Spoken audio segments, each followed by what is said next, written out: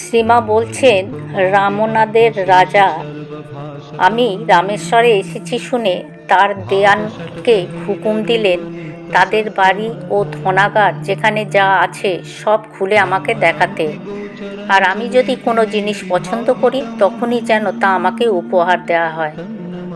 আমি আর কি বলবো, কিছু ঠিক করতে না পেরে বললাম, আমার আর কি প্রয়োজন বাবা, আমাদের যা কিছু দরকার সব শশী ব্যবস্থা করেছে। আবার তারা ক্ষুণ্ণ হবে ভেবে বললুম, আচ্ছা, রাধুর যদি কিছু দরকার হয় নেবে। রাধু মায়ের সঙ্গে ছিলেন। রাধুকে বললাম, দেখ, তোর যদি কিছু দরকার হয় নিতে পারিস। তারপর যখন হীরা জহরতের জিনিস সব দেখছি তখন কেবলই আমার বুক দুরদুর করছে।